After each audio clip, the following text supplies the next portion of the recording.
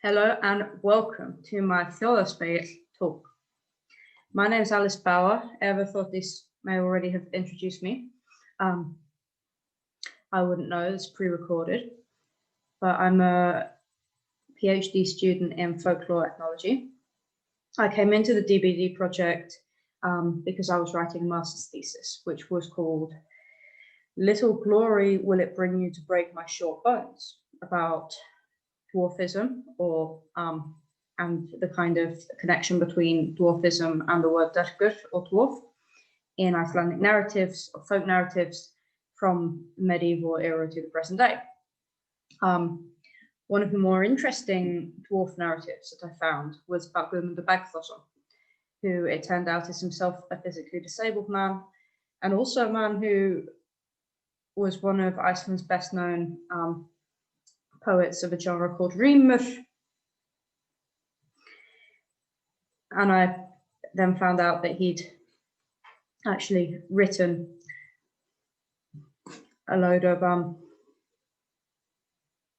these poems, but they're still unpublished. And so basically in this project, I wanted to, which is kind of a spin-off from the master's thesis and is still kind of in the works. And so I'd be really happy if I got any suggestions about things that could be improved here.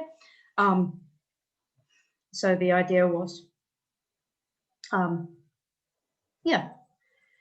to kind of compare and contrast these different sources from different angles, with a particular emphasis on Guðmundur himself and his own writings.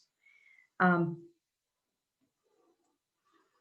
of to gauge where the folk narrative comes from, whether there's any kind of accuracy in it, or whether it's in fact done Guðmundur a great disservice. So Guðmundur's life. In a short biography written by Þórir Guðmundsson and Andrés Jónsson, the following claims are made about Guðmundur Bergþórsson. Born in Stapr in Vatnsnes to Þorbjörg and Bergþór, one of 5 siblings. Þorbjörg's quite an interesting character because she, I think, is considered to be one of the people who influenced him in his love of literature. He became disabled around the age of 4. It's written about as if it happened suddenly or as part of an illness which was not, at least not apparent to the people around him before. And he was sent away to Staðarbakki and Miðþurr pretty much immediately after that, where he stayed until he was 13. He was sent to Stapr, and then you just got this long list of people who he lived with. You kind of get this idea of this man who was kind of forced to move around a lot. So he died age 50 following a short illness and was buried at Búðarkirkjugarður. Þórir Guðmundsson has some memories from when he was a teenager of Guðmundur Bergþórsson. So Guðmundur was essentially his teacher. And he says he was 6 years in Hallsbúð with my parents, and then he taught myself and my brothers to read and write. Þórður was 13 years old, and he remembers about how Guðmundur was. And he tells the story about how when he became ill, his grandmother recommended that he be put in this, he'd be taken to 3 different pools of water and immersed in the water 3 different times. This story also appears in Ólafur Davíðsson. So, and if this story is accurate, if this recollection is correct, and then it's interesting because it kind of might tell us something about Guðmundur Bergþórsson's own attitude towards folk medicine and kind of folk cures, and particularly at a time where medical or effective medical attention as we know it might not have necessarily been available for a person like Guðmundur. It kind of gives you an insight into that sort of relation between the man and the folk cures. You have this very kind of typical folk medicine kind of a description of this, where it's number 3 is obviously very important, and then the immersion in water, common in lots of folk remedies, and then it also, of course, has certain biblical tones. So Thorleifur Guðmundsson, yeah, he then talks about a time when Guðmundur was a young man, a young boy, and he tried to, he was eavesdropping on the farmer's son's education, and he unfortunately didn't get a very good reaction from the farmers. They weren't happy that he was better at learning to read than their son. And so here you absolutely get this idea that the disabled person social status led to at least a degree of exclusion in this case from education. And so here you see that somebody who maybe on the face of it, I guess lots of people might be tempted to see the story of Guðmundur Bergþórsson as a disabled man who was still able to get a great education, but as you can kind of see from this, it's very likely that he suffered similar, particularly due to his lower class background. He suffered similar problems to what a lot of disabled people would have suffered. And so, yeah, just quickly, we then have descriptions of Guðmundur's disability. They're all in Icelandic here, but some things I found quite interesting were, so you've got, yeah, these quite intricate descriptions. One thing I found quite interesting was here, he had such long feet as an adult man, but the idea that these feet these long legs didn't have any kind of power in them or ability, and the idea that the narrator would then, who is Þórður Guðmundsson, who will focus on this, is quite an ableist point of view, because essentially it's somebody comparing them to what an able-bodied person would think, oh, they should perform this function, but in him it doesn't. And here you do see that he references his own disability, at least in this work attributed to him, in which he talks about how he became disabled, or he became ill when he was around 4 years old, and he mostly talks about kind of the loss of ability there, or the loss of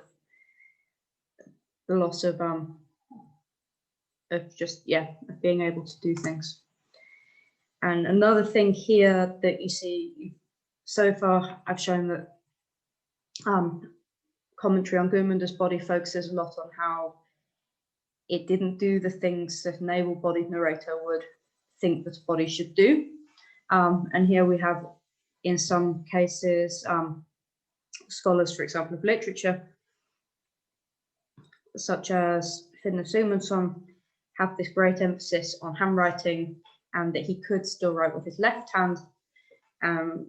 He displays 2 examples of Guðmundur's own handwriting in his edition of Olgersrými Danskar, written by Guðmundur Bergþórsson. And this kind of fits sort of well with the idea of medically orientated definition of disability. So sociologist Tom Shakespeare writes that this approach focuses on physical difference and conceives of disability as the outcome of impairment, as well as being likely to group disabled people in terms of individual impairments.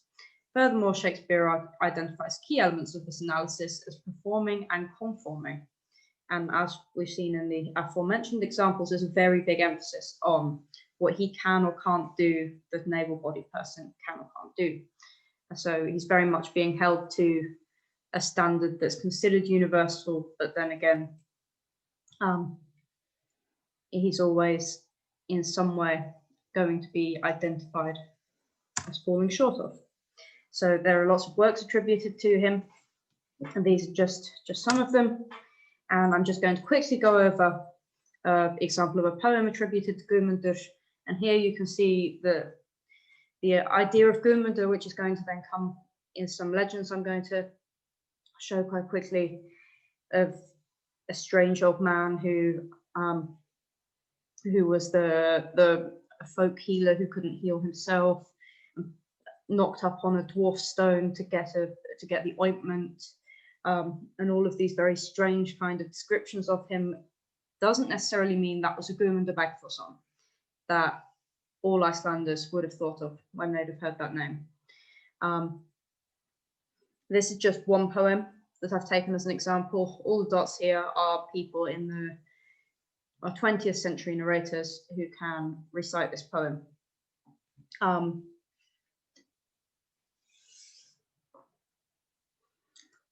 the poem's clearly attributed to Guðmundur, not only by those who collect, publish, and register material, but also by narrators during their own performances.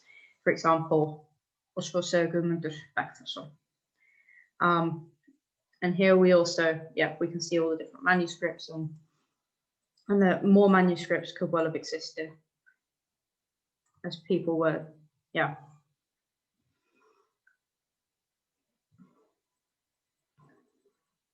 were writing these down and even lending them to neighboring farms. Here we have, examples of how people would have enjoyed the poetry that was attributed to him, sung in twilight, sung while spinning wool, sung for children, sung because the family didn't have a radio. In one case, sung on an organ. And I'm just going to give a quick example of what it sounds like.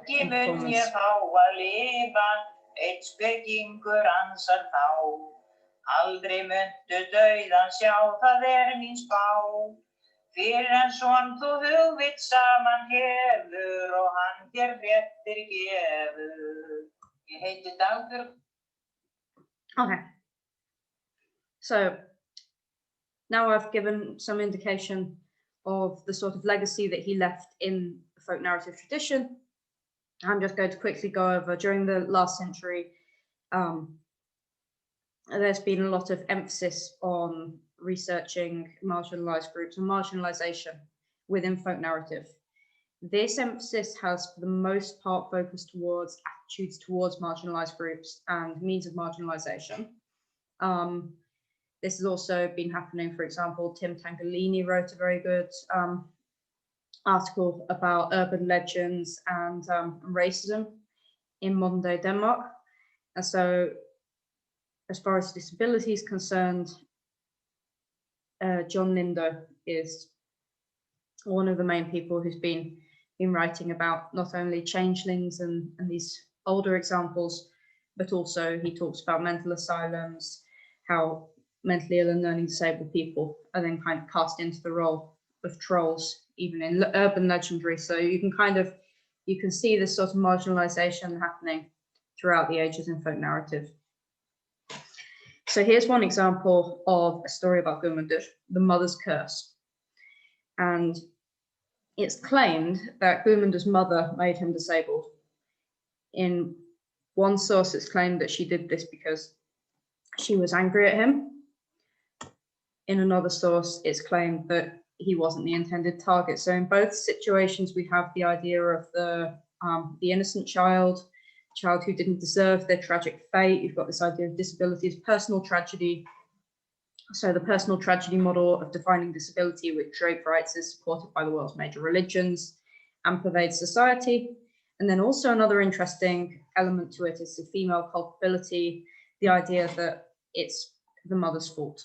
And some of the descriptions of Guðmundur Bergþórsson's mother kind of indicate that she didn't have the feminine qualities that maybe society would have expected that a mother would have, that she was this kind of independent person that isn't presented as being nurturing. That having been said, in historical sources about Guðmundur Bergþórsson, he seems to have quite a close relationship to his mother. And in Vinarþökk, he writes many times about how grateful he is to his family, what a good family he has. And so this is one narrative I'm particularly skeptical about it coming from anything he's written, even though you have, at least in Jón Árnason, it's the narrative is connected to a poem that he's said to have written.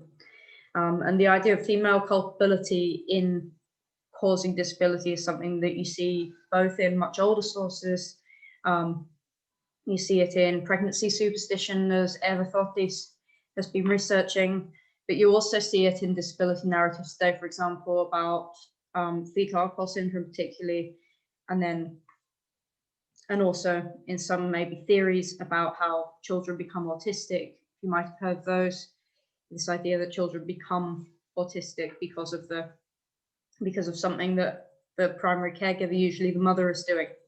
So this is definitely a debate that's very relevant today. So finally, this tale that made me really, really interested in Guðmundur Bergþórsson, the dwarf's rebirth, as I call it. And this is probably the most well-known tale about him. It was collected in Jón Árnason's Íslenskar þjóðsögur og ævintýri, first published in the 19th century, and has been relatively well known ever since. And when I said often that I was researching dvergar, the first thing I heard from lots of people was, oh, you know, there are only 3 dvergar in Iceland, or 2 dvergar in Iceland, and one lives on Langanesstrand and the other lives near Guðmundur Bergþórsson's house. So there you can kind of get an impression of just how pervasive this story is, as far as Guðmundur Bergþórsson and dwarf stories are concerned, which is not that pervasive. But anyway, the dvergar is said to have some healing balm that could restore him to his pre-disabled self. And it was one summer on a holy day that most people went to church. Guðmundur and Andres were left behind. It was then that Guðmundur requested Andres carry him eastwards to a large stone that he would identify for him. He found Guðmundur to look so serious, it was hardly possible to look into his eyes. In Ólafur Davíðsson, there are 3 dvergar. One lives next to Guðmundur's house, obviously. The other one lives in a crag near Guðmundur's house by the sea, and a third lives in the east, possibly the same place, Langanesstrand. He wanted to get the dvergar out of Stapafell, as he was sure that it could cure him. One day he saw the dvergar, but it got away. It was said by those who carried him that his clothes became soaked with sweat. Guðmundur gave up after the first attempt to let the men carry him back. They offered to take him again, but he replied it would be against God's will. He regretted having been drawn in by this temptation and wrote Huahöf, which still exists in 1901. Ólafur Davíðsson claims that Huahöf, which is a very religious poem, and I found it here, it's not been published, but here you can see that it's kind of a form that's maybe a bit hard to read, but still kind of okay-ish, in National Library. And it seemed to me, at least, to be a very, very generic poem about how much Guðmundur Bergþórsson worships God and Jesus. And I think a lot of the idea that you see in a lot of religious poetry about leaving things to God's will, being thankful for what God gives you. And so this has been interpreted by either Ólafur Davíðsson or one of his informants to refer to how the dwarf didn't want to heal him, and so he should let it go. So quite a tenuous link, and in my opinion, not one that Guðmundur necessarily brought himself. But then again, he does write in other places about his disability, and he does take a lot of his motifs from medieval literature. And the motif of the extorted dwarf, as it's been called, is a very common motif in medieval literature. Dwarfs or dvergar can heal and cause sickness in legendary sagas. Here I am standing next to a stone called Dvergasteinn. Not the same one as Guðmundur went to, but in this one there's a dwarf who causes sickness, and there's another one kind of nearby this stone, actually in Bolungarvík, in which a dwarf applies his ointment, similar to in the story of Guðmundur Bergþórsson in Jón Árnason, to heal the sickness of the farmer's son. Another thing I'd like to address is the ambiguity of the word dvergur. Dvergur in Icelandic is just as ambiguous as the English word dwarf. And so in this context, I don't think it should be understood to refer to individuals with dwarfism, yet it's undeniable that dvergasögur are often disability stories. whether that's about a medieval dwarf curing a disability, restoring a leg that's been cut off in battle, whether it's about a dwarf in this stone, for example, giving somebody such great eye pains that they, I think, become blind and then die, at least in one version of the story, or whether it's in urban legends about the dwarf or the midget who knocks up at the Sandbili. And so you often have this intersection, and in some cases, Dverkur is used to mean a person with dwarfism, just not, I believe, in the cases of the ones who live in stones. I think that's more meant to be some kind of a land spirit, but there's this undeniable connection.